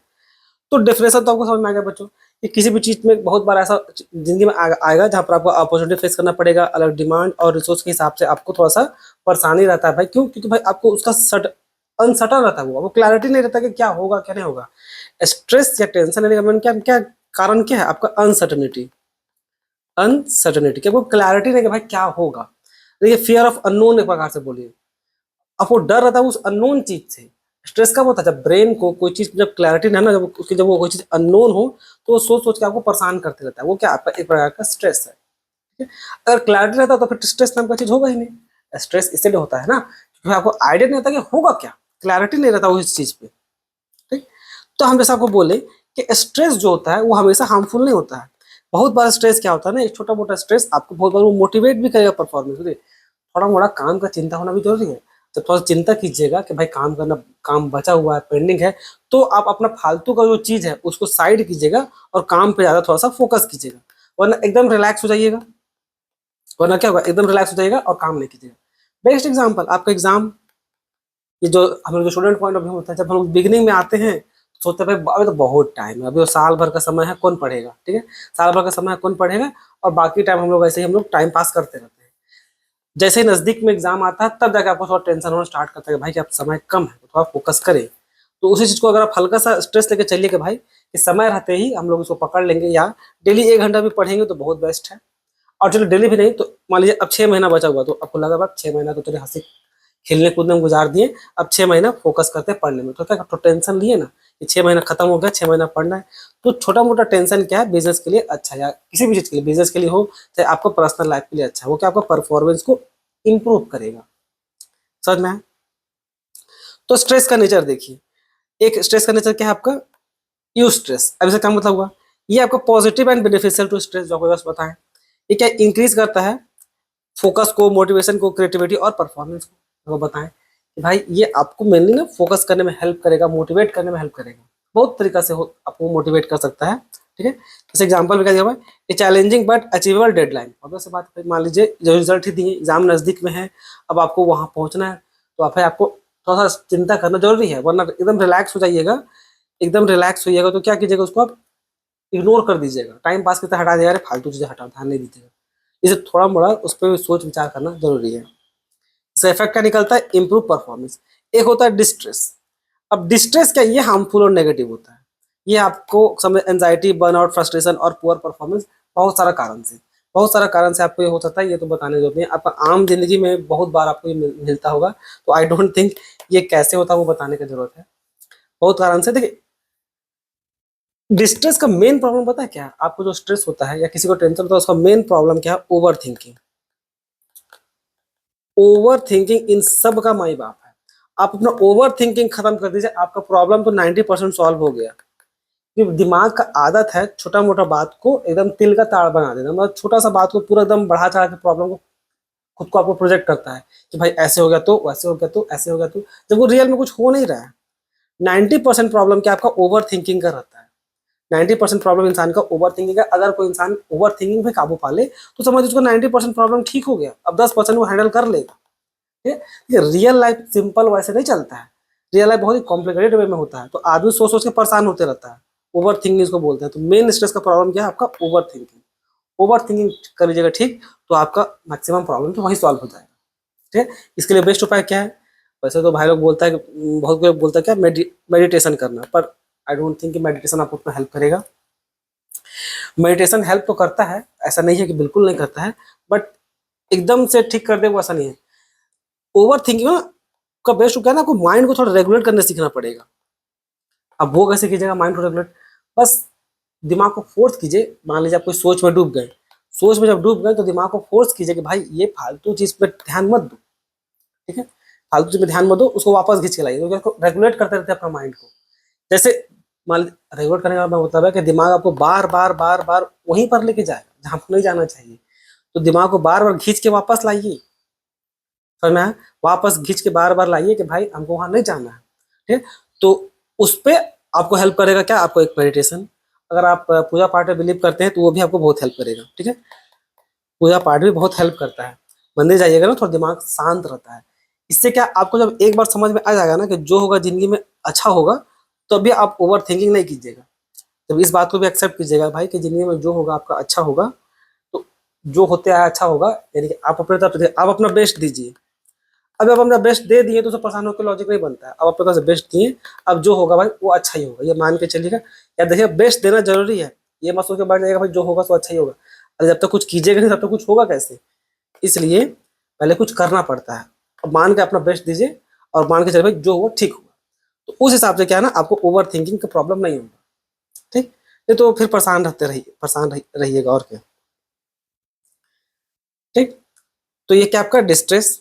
अब ये प्रॉब्लम क्या करता है भाई? ये आपका परफॉर्मेंस को कम कर देता है। ठीक है, अब यहाँ देखिए, अब ये है आपके यार्किस डॉटसन लॉ। अब ये जो है, ये कुछ बना के दिए थे लॉ टाइप से। लो स्ट्रेस है तो लो परफॉर्मेंस, मॉडरेट स्ट्रेस है तो आपका हाई परफॉर्मेंस। ठीक है, किसी बात आप सोच भी नहीं, चिंता नहीं लीजिएगा, जरा सा भी चिंता नहीं कीजिएगा, तो स्ट्रेस कहाँ से होगा? थोड़ा सा चिंता कीजिएगा तो उस पर आप परफॉर्मेंस अच्छा दीजिएगा। थोड़ा सा चिंता करना जरूरी है जिन्हें बच्चों। ठीक है, जिस तरह इकोनॉमी में हल्का इन्फ्लेशन जरूरी होता है, जैसे लगता है सबको कि इन्फ्लेशन खराब होता नहीं, हल्का इन्फ्लेशन जरूरी होता है।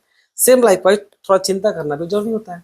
हल्का इन्फ्लेशन जरूरी क्यों होता है? देखिए, अगर माइनर इन्फ्लेशन नहीं हो ना, अगर माइनर लेवल का इन्फ्लेशन ना हो, तो आदमी लोग सामान नहीं खरीदेगा, उसको लगेगा भाई दाम तो गिरते रहेगा। अब सोचिए बाइक है, अब मान लीजिए कोई बाइक है, अब बाइक का दाम अगर आदमी सोचेगा भाई इसका दाम तो आया तो कल गिर जाएगा, तो क्या होगा? आदमी खरीदेगा ही नहीं, तो कंपनी जो बना के रख दी है वो कहाँ जाएगा?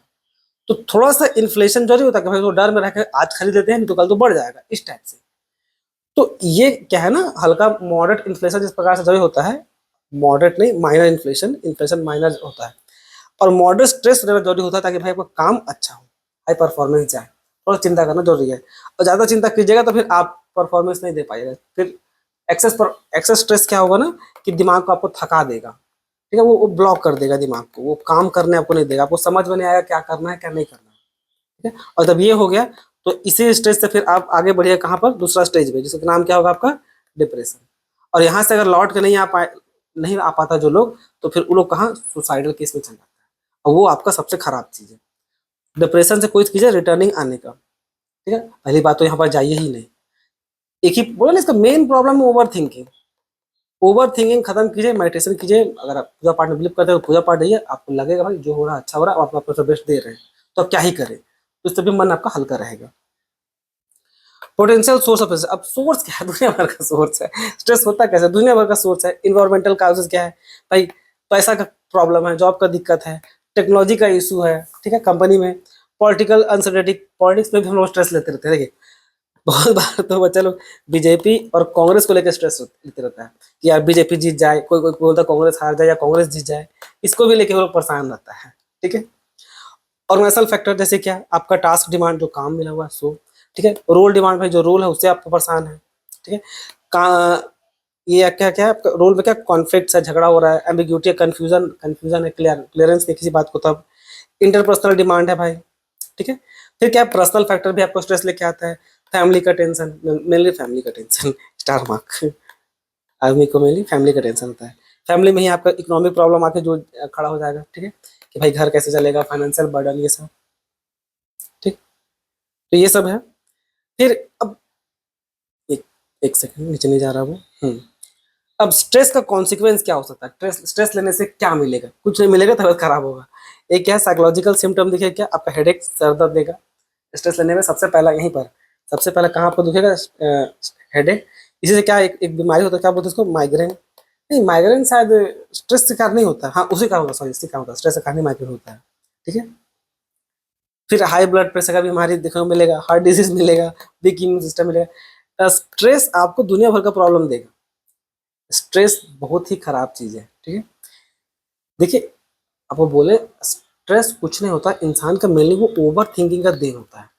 और जो प्रैक्टिकल में जो प्रॉब्लम है, ठीक है, जो प्रॉब्लम है भी, मान लीजिए प्रॉब्लम एग्जिस्ट करता भी है, कोई शक का बात नहीं है कि रियल लाइफ में प्रॉब्लम एग्जिस्ट करेगा, पर उसमें सोचने पे कुछ नहीं होने वाला, उस पर कुछ एक्शन लीजिए।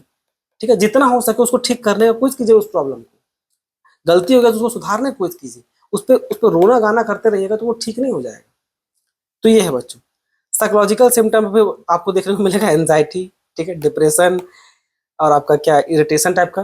ठीक है, फिर बर्न आउट, बहुत तरह का दिक्कत होता है इसमें। ठीक है, फिर बिहेवियर आपको स्ट्रेस में ये भी देखने को मिलेगा, वो अपसेंट होना, अपसेंट, अगर कंपनी में काम कर रहा तो भाई वो अपसेंट रहेगा, कोई नौकरी छोड़ देगा, रिड्यूस प्रोडक्टिविटी, काम में मन नहीं लगेगा, फिर काम भी खराब करेगा। ठीक है, तो दुनिया भर का चीज है। फिर क्या है स्ट्रेस मैनेजमेंट स्ट्रेटेजी। अब देखिए क्या है स्ट्रेटेजी, क्या क्या है स्ट्रेस मैनेजमेंट स्ट्रेटेजी, क्या क्या अप्रोच है कंपनी कंपनी की नजर से। एक है इंडिविजुअल अप्रोच, उसमें क्या भाई टाइम को मैनेज करना, टाइम को ठीक से मैनेज करेंगे, इफेक्टिव प्लान बनाएंगे, प्रायोरिटी रखेंगे किसी किसी काम में, तो क्या होगा, मन लगा रहेगा। एक और भी तरीका है स्ट्रेस को दूर भगाने का, कि भाई बिजी रहिए। बिजी रहिएगा तो ना सोचने का फुर्सत रहेगा, नहीं आपको क्या बोलते हैं टेंशन लेने का फुर्सत रहेगा। ठीक है, तो बिजी रहिएगा तो भी आपका दिमाग हल्का रहेगा। घर में सिंपली बैठे रहिएगा तो वो बोलते हैं ना, खाली दिमाग शैतान का घर, इस टाइप से, तो उस टाइप का हो जाएगा वो। ठीक है, तो थोड़ा बिजी भी रहिएगा तो दिमाग थोड़ा हल्का रहेगा। फिजिकल एक्सरसाइज कीजिए, थके रहिएगा, अगर मान लीजिए घर में ही है, काम नहीं है कुछ, तो फिजिकल एक्सरसाइज कीजिए, दिमाग थोड़ा थका रहेगा तो थोड़ा सा उतना सोचने का क्षमता नहीं रहता, तो थोड़ा रिलैक्स हो जाता है। ठीक है, अलग अलग प्रकार का रिलैक्सेशन टेक्निक है, जैसे क्या, सोशल सपोर्ट नेटवर्क सबसे इंपॉर्टेंट, आपका दोस्त हो गया, आपका फैमिली हो गया, आपका कलीग, सब ये लोग अगर अच्छे हैं तो, बहुत कोई लोग का भी रहता है कंप्लेन कि सर कोई दोस्त यार अच्छा नहीं है। ठीक है, तो उस तरह का केस में थोड़ा दिक्कत होता है, तो खुद से दोस्ती कीजिए, खुद से दोस्ती कीजिए, कुछ नहीं तो चैट जीपीटी से दोस्ती कीजिए। ठीक है, कुछ नहीं तो चैट जीपीटी से दोस्ती कीजिए, वहां पर अपना प्रॉब्लम बोलिए, वो बेचारा न्यूट्रल की तरह आपको आंसर देगा। कहीं भी बात कीजिए, अगर आपको स्ट्रेस है ना, दिमाग में उल्टा पुल्टा ख्याल आ रहा है, तो कहीं भी बस बात कीजिए, जी भर के अपना प्रॉब्लम सामने वाले को सुना दीजिए, उससे क्या मन हल्का हो जाता है। या रो लीजिए, ठीक है, रो लेने से भी क्या होता है, मन हल्का हो जाता है। स्ट्रेस को कम करना जरूरी है। ठीक है, तो कहीं भी बात कर लिए, कोई नहीं आपका दोस्त है तो चैट जीपीटी को इस्तेमाल कीजिए, वो कम से कम आपका पूरा बात सुनेगा, आपको जज भी नहीं करेगा वो। ठीक है, और अगर आपके पास दोस्त फैमिली है तो फिर बहुत अच्छी बात है। फिर ऑर्गेनाइजेशनल अप्रोच, इसमें क्या है, अब इसमें है आपका इम्प्रूव सिलेक्शन एंड प्लेसमेंट, ये सब उतना इंपॉर्टेंट नहीं है स्ट्रेस मैनेजमेंट को लेकर के, अलग अलग प्रोग्राम है। ठीक है, तो इसमें इतना ही था बच्चों, और तो कुछ है नहीं, और दिख रहा है तो जितना आपको बता दिया स्ट्रेस को लेकर के, इसे पढ़ने को कंटेंट कम था। आपका पर्सनल लाइफ में हम लोग स्ट्रेस से गुजरते रहते हैं, तो जो जो हमको सही लगा स्ट्रेस को भगाने के लिए वो आपको बताएं, तो आई होप आपको पसंद आया, तो अब इसमें इतना ही, धन्यवाद।